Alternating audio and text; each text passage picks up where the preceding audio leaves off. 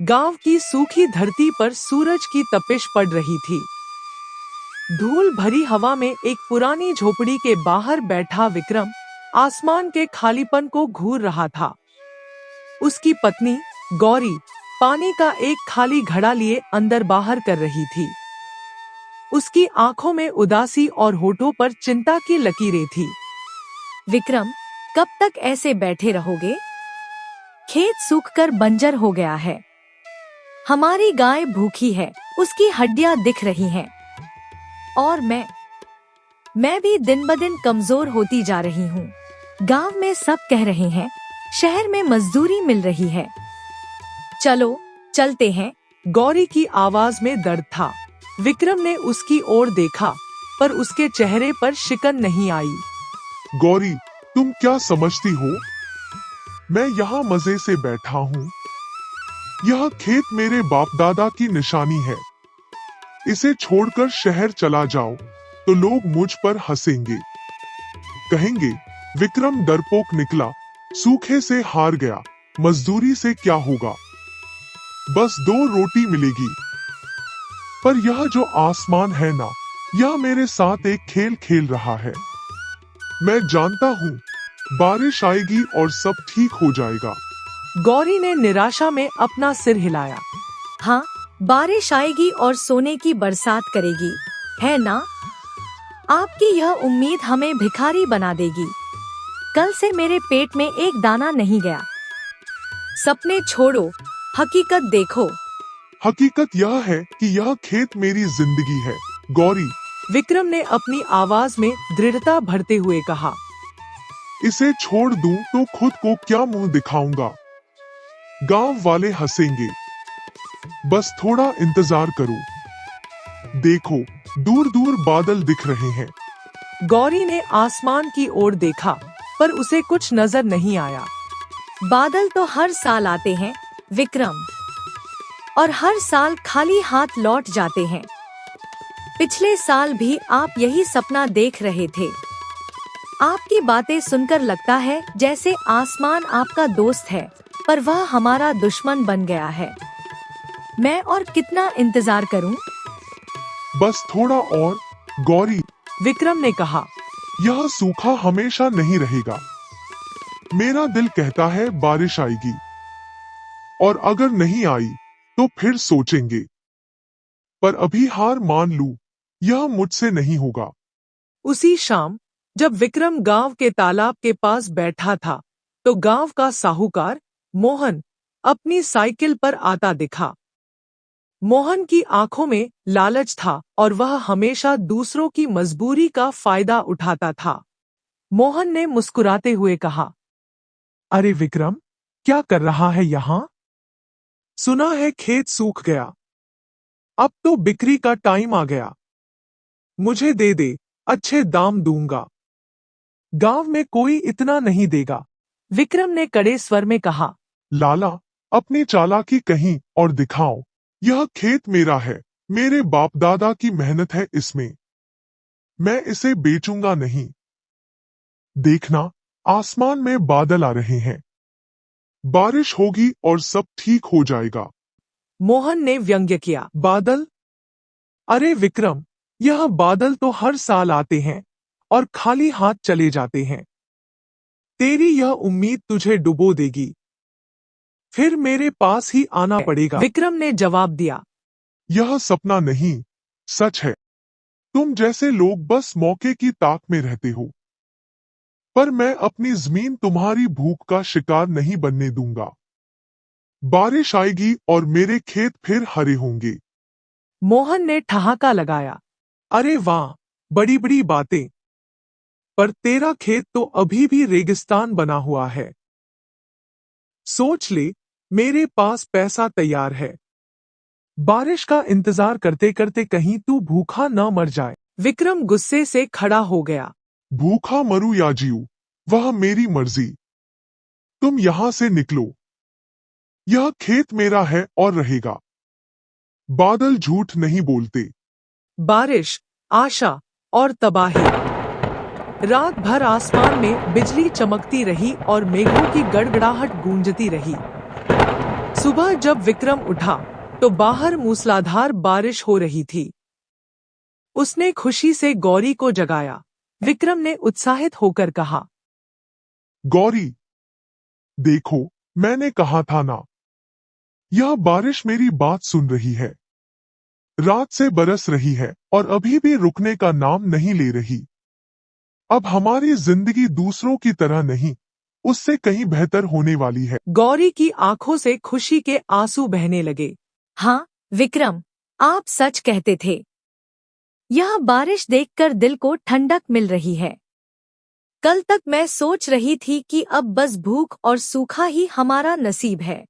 दोनों पति पत्नी ने मिलकर सपने देखे। अब आप देखना, सब बदल जाएगा। विक्रम ने कहा, यह पानी हमारे खेतों को हरा कर देगा। मैं कल ही बीज बोऊंगा, फसल होगी, गाय को चारा मिलेगा। अब हम सिर्फ जिएंगे नहीं, बल्कि हंसेंगे और अपने बच्चों के लिए कुछ बनाएंगे। गौरी ने कहा, आपकी यह जिद सच में रंग लाई। विक्रम, मैं तो हर दिन आपसे कहती थी कि शहर चलें, पर आप रुक गए। अब देखिए, यह बारिश हमारे लिए कितना बड़ा तोहफा लेकर आई है। उनकी खुशी ज्यादा देर नहीं टिकी। कुछ घंटों बाद बारिश ने विकराल रूप ले लिया। पानी की धाराएं इतनी तेज थी कि खेत एक विशाल नदी में तब्दील हो गए।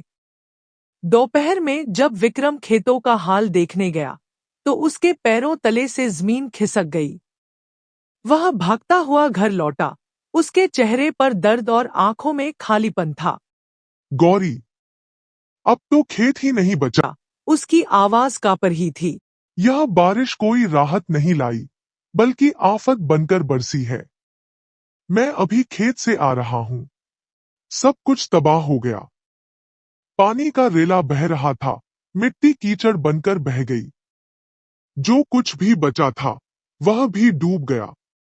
गौरी को लगा जैसे किसी ने उसके सिर पर हथौड़ा मार दिया हो। क्या कह रहे हैं आप? सुबह तो आप खुशी से चिल्ला रहे थे। कुछ तो बचा होगा ना खेत में? कुछ भी नहीं बचा, गौरी। विक्रम ने हताश होकर कहा, मैंने अपनी आंखों से देखा। खेत में पानी ही पानी था। जो मिट्टी थी वह तालाब में बह गई। यह बारिश हमारी उम्मीद नहीं, हमारा दुश्मन बन गई। रात भर दोनों पति पत्नी की आंखों में नींद नहीं थी। भूख और उदासी उनके शरीर को खा रही थी। गौरी ने हिम्मत करके कहा, विक्रम, एक रास्ता है। लाला मोहन से उधार मांग सकते हैं। वह कल कह रहा था कि उसका ऑफर खुला है। विक्रम ने दर्द से कहा, मोहन? उस ठग के आगे हाथ फैलाने को कह रही हो? वह तो मेरे खेत को हड़पने के लिए बैठा है। उधार लिया तो वह मेरी जमीन अपने नाम लिखवा लेगा। मैं ऐसा नहीं कर सकता। तो फिर क्या करें? विक्रम, आप ही बताइए। गौरी ने रोते हुए कहा, भूखे मरें, गाय को मरते देखें। लाला भले ही ठग हो, पर अभी वही एक दरवाजा दिख रहा है। आपकी जिद ने हमें यहाँ ला खड़ा किया। अब मेरी बात सुन लीजिए। विक्रम के पास कोई जवाब नहीं था।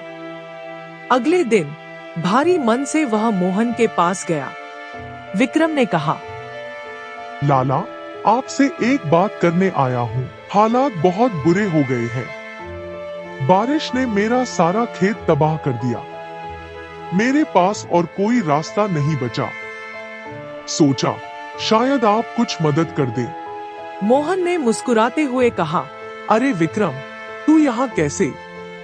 कल तो बड़े जोश में था ना? मैंने कहा था मेरी बात सुन ले। अब क्या हुआ? खेत डूब गया, सपने बह गए। विक्रम ने कहा, हाँ लाला, आप सही कह रहे हैं। सब कुछ बह गया। बस आपसे उधार मांगने आया हूँ, थोड़े से पैसे, ताकि कुछ दिन जी ले। उधार? अरे विक्रम, तुझे पता है मैं ऐसा नहीं करता। तेरा खेत डूबा, तेरी गलती। मैंने तो पहले ही कहा था मुझे बेच दे। अब उधार मांगने आया है। मेरे पास तेरे जैसे सपने देखने वालों के लिए फालतू पैसा नहीं पड़ा है। मोहन ने कहा। विक्रम घुटनों के बल बैठ गया। लाला, मैं आपके सामने पैर पकड़ लूंगा। बस मेरी बात सुन लीजिए। मेरे पास सच में कोई रास्ता नहीं है। मेरी पत्नी भूखी है, गाय मरने की कगार पर है। आपसे भीख नहीं, उधार मांग रहा हूं। मैं अपनी जिंदगी फिर से शुरू करने की कोशिश करूंगा। मोहन ने उसे देखा, उसकी आंखों में चमक आ गई। ठीक है विक्रम, तू इतना गिड़गिड़ा रहा है तो कुछ सोचता हूं, पर मुफ्त में कुछ नहीं मिलेगा। मैं तुझे 500 रुपए दूंगा, लेकिन इसके बदले तुझे तेरा खेत मेरे नाम लिखवाना होगा। जब तू पैसे लौटा देगा तब खेत वापस ले लेना, वरना वह मेरा हो जाएगा। विक्रम का दिल टूट गया। लाला, आप यह क्या कह रहे हैं? मेरा खेत, वह मेरे बाप दादा की निशानी है। मोहन ने कहा। मेरे पास यही शर्त है और यह आखिरी मौका है। विक्रम के पास कोई विकल्प नहीं बचा था। भूख और मजबूरी ने उसे हरा दिया था। ठीक है, आपकी शर्त मंजूर है। यह मेरे लिए जहर लेने से कम नहीं। मोहन ने मुस्कुराते हुए 500 रुपए दिए। समझदार निकला। कल कागजात तैयार करवा लूंगा। और हाँ, वक्त पर पैसे नहीं लौटाए तो खेत मेरा। विक्रम घर की ओर चल पड़ा। 500 रुपए उसकी मुट्ठी में थे, पर उसके हाथ खाली महसूस हो रहे थे। यह बारिश उसकी जीत नहीं, बल्कि उसकी हार का सबूत बन गई थी, जिसने उसे उसकी अपनी ही जमीन से बेदखल कर दिया था।